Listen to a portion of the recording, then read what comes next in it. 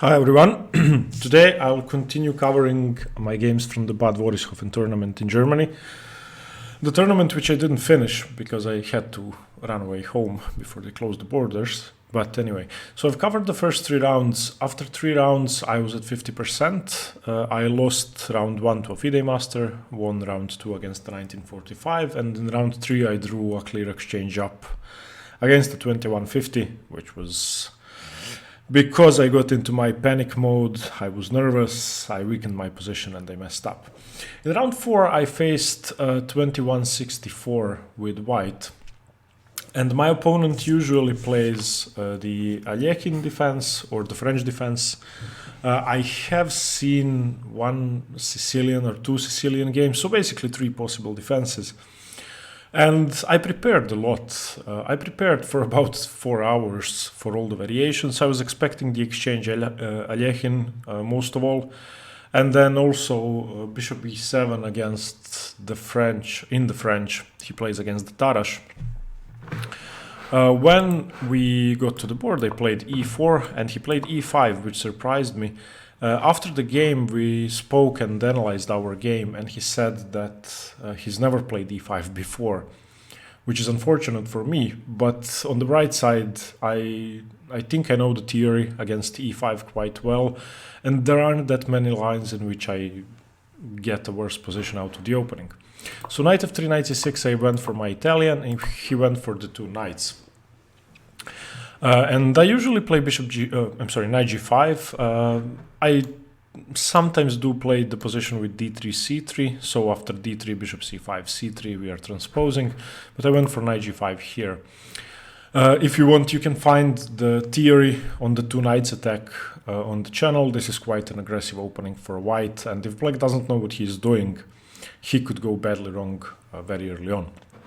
So here, of course, the only move is d5. Everything else is kind of bad. You can go for the Traxler counterattack, but with bishop c5, I don't take with the knight, which leads to enormous complications. Again, you can find the Traxler on the channel.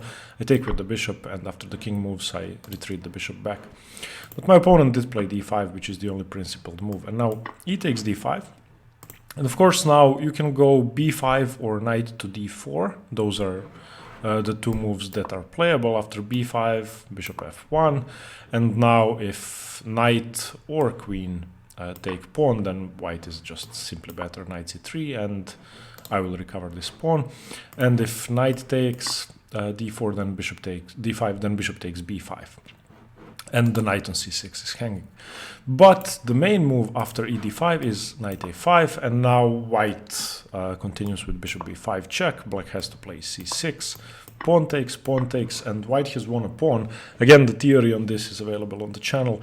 Now white has 3 serious moves: bishop d3, bishop e2, and queen f3. Queen f3 is the trickiest, but after rook b8, black is completely fine.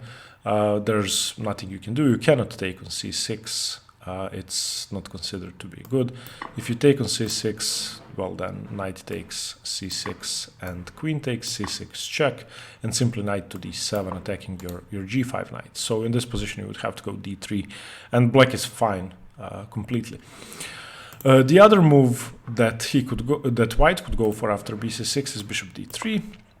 This is the trickiest. I've only played it once, had a big advantage against the 2200, but blundered. The move here is knight d5, and after knight f3, bishop d6 is the main line. And basically, black has enough play for the pawn by grabbing this bishop. You don't have a way to defend. You play rook e1, takes, and if anybody is better, I would say it's black because of the bishop pair, but yeah, it should be equal. And the main move is bishop e2, which I played. And now, the theory goes h6, chasing the knight away, knight f3, and e4, chasing the knight away. This move is crucial. You have to force this knight to move in order to equalize and compensate for the pawn. And in this position, black is simply better. Black is a pawn down, but has a huge lead in development. The bishop pair, these diagonals are wide open, and and white could be in a world of pain. The only problem black has is this knight on a5, which is misplaced. So now after knight e5, which is the only move for white, black can go bishop d6, bishop c5, black can also go queen c7, black can go queen d4. A lot of options you have to know, and a lot of theory here. So for example, after queen d4, obviously, you don't have any better move but f4, defending the knight, and after bishop c5, this may seem lost for white, but in fact, white is slightly better after rook f1, queen d8, c3. The other option after knight f3, e4, knight e5, which I find the trickiest to meet, is bishop c5, and seemingly this looks awkward after c3, preparing to both play d4 and b4, winning a piece. But after queen c7 attacking your knight, black is perfectly fine. d4, en passant, knight takes, and now bishop d6, attacking your h2 pawn. You cannot castle here. The saving move is g3, because you now have knight f4, if bishop h3, so now knight f4 should evict the bishop, you should be able to castle. But black shouldn't go for bishop h3, black should just castle and continue. And the main move after knight e5 is bishop d6, after which d4. Again, en passant has to be played. Knight takes, and in this position after queen c7, if you go g3, bishop h3, we have a similar position to the last one. And so yeah, those are the theoretical moves. In my game, my opponent spent around 15 minutes in this position, I think. He was also thinking quite a lot on his opening moves. I guess, I mean, he doesn't play e5, so he was trying to remember. And in this position, he surprised me with bishop d6, and after bishop d6, white is a clear pawn up, and black has a horrible knight on a5. The only move for white here is, of course, d3, stopping e4, and now white is on grandmaster level winning. Okay, my opponent castled here. I played knight c3 to reinforce the e4 square, and from now on I'm going to be fighting for e4, because if I can prevent e4, I'm better. Queen e7. Trying to force through e4, so I castled. In this position, e4 doesn't work. I would get to trade everything off and win the bishop. So if e4, let's say knight takes, pawn takes, the queen cannot take because the bishop is loose. So my opponent played bishop f5, and now I had my first big thing, and I think I played the best move. I think strategically it is correct to fight for e4. Everything else should be suboptimal in my opinion. I also want to use the fact that this diagonal is weakened. So my plan was knight d2, bishop f3. I was going to worry about the c1 bishop later on. Ideally, I want to play b3, bishop b2, g3, and the f3 bishop comes to g2, and then my position is perfectly safe, developed, and even if this pawn is dislodged, the knight doesn't have the c4 square, which is important. Black will usually try to reroute the knight via c5, knight c6, knight to d4 if I go b3, or just knight c7, knight c5. So here I played knight d2, and my opponent played rook a to d8, which is a good move getting away from this diagonal. So bishop f3, and here he played bishop b8, which surprised me. I think it's supposed to reinforce the move e4, because if I take with the pawn, I cannot take with the d2 knight because my queen is hanging, so I played queen e2. Again, everything is directed towards e4, and if I stop that move, I'm better. Here he played knight d5, which I think is good. It doesn't really threaten to double my pawns. That wouldn't be good. It prepares f5 in the long run. That was at least my opinion of it. And I continued with my plan. I mean, he's not threatening anything. I played g3, and that fights against f5, fights against e4 because I get to retreat my bishop, no pieces are hanging. The downside in my position is that now I cannot go for my plan of b3. So if my opponent had played something else, for example, rook to e8, then I would have gone b3, and I've solved all of my problems, and I would say that strategically it's very hard to mess up for white after the move b3. So knight d5, I played g3, he played rook f to e8. And this move I didn't really like, because if he wants to try and play for equality and play aggressively, then he has to play f5. And I think that the move rook f to e8 doesn't help f5. Of course, you're getting the rook away from the f file. I thought it was much more interesting to continue with bishop c8 and simply go for f5. I mean, e4 is never happening, so the bishop on f5 doesn't really do anything. And I would probably go rook to e1 and now f5. And okay, I'm not afraid of f5 for the moment because the queen is hanging and all of that, but that's definitely more active. After rook f to e8 though, I played rook to e1 and now I finished my development and I'm okay here. I never really want to take on d5. So for example, if after rook f to e8 I had taken, pawn takes of course, and that reinforces e4 a lot, and I don't want to allow that, especially after bishop c8 f5, then e4 is definitely happening. So rook to e1. My opponent played bishop e6, wanting to play f5 of course, and in this position, okay, so it was my move. My opponent had about 35 minutes on the clock. I had more than an hour and 5 minutes. And I think I'm better. How much better, I don't know. I didn't analyze this game with an engine or with my coaches yet. I have no idea, but I think I'm more than a pawn up better. He still has a horrible knight on a5.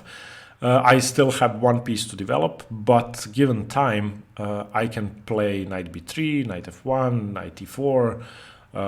I can develop. So it was my move, I thought, for a while. And unfortunately for me and for everybody at the tournament, one gentleman had a heart attack. And you could hear noises coming. There was a stage in the tournament hall and the curtain, and from behind the curtain noises came. And I don't know if you know this story, but a year and a half ago, or a year and 4 months ago, when I was playing Zagreb Open 2018, one lady died during the tournament. She had a heart attack. And my opponent, Dr. Emil Nikolic, he played Bobby Fischer in his career. He's a doctor and he went to help her. He's 80. I was 2 pawns up in that position and I didn't offer a draw immediately. And to this day, I'm disgusted with myself that I didn't draw immediately. Even though the position was winning, doesn't matter. Anyway, I apologized to him when we played our league game a few months later, but still. So my opponent was a medical assistant of some sort in this game, Mr. Deventer. And he went behind the curtain to help the person. And the tournament arbiter said, "We are going to take a break. Everybody please stop playing." And of course, I'm not thinking about the position. Firstly, it wouldn't be fair to stare at the board while my opponent is behind helping a patient and my clock time is not running. And I didn't really care about the game. To be honest, I wanted the man to be good, and I don't know. I honestly didn't care about the game. So my opponent came back to the board. Finally, an ambulance came and I said, "Do you want to draw?" He said yes, and we drew the game and went outside to analyze. Now, I don't feel bad about that. I feel great that I did that. Luckily, the man was okay. Everything was fine, and okay, so it all turned out for the best. Now, about the game. I had a few options in this position. I was planning to play knight b3. That was my main candidate move. So after knight b3, I was expecting knight takes b3 and a takes b3, and in this position f5 doesn't scare me at all. I just go bishop g2, and he can try knight b4 to try and complicate things, but I think I'm perfectly fine after knight a2. If the knight goes back, then I don't know. I can probably just develop my bishop to d2 finally and continue with something like this if given time. If not, I can go knight c3 back.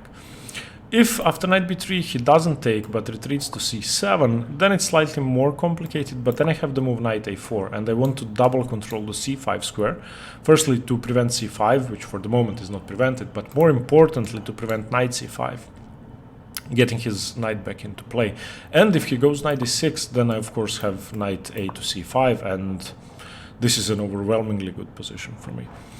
The other option I was considering, which is slightly weird, is bishop g4, giving him a tempo with f5 and bishop h5 and rook f8. But in this position, I thought that I had a big advantage, actually. I wasn't sure what he does, because if he pushes f5, I have the e4. If he pushes f4, I have the e4 square. If he pushes e4 at some point, then I can just win the pawn. So those were my two candidates. I'd spent probably more than 20 minutes before the incident happened, and I wasn't sure what to play, but I had more than half an hour extra on the clock. My opponent was already on move 17, almost at 30 minutes, so I wanted to play a good move in this position because I thought this was the critical position.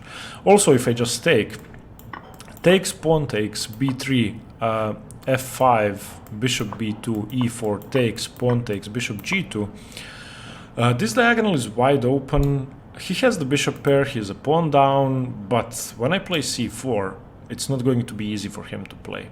And I thought this is huge for me, but I didn't want to risk it. So I think I would have played knight b3.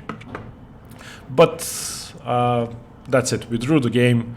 I mean, I want to believe that I would have done the same thing if my opponent was rated 1164, and I believe I would. But I wish I never know. I wish it never happens again during one of my games. So anyway, this was my round 4 game, and yeah, I'm happy. I mean, theoretical knowledge basically gave me a better position, and my opponent was in trouble. Again, check out the theory on the 2 knights attack. It's a very strong attack if you don't know what you're doing with black. Obviously, my opponent is almost 300 elo high rated than me. He didn't know it, and his playing strength didn't matter because he didn't know the theory. Okay, thank you very much for watching. I will be playing a simul today at 7 p.m. after all.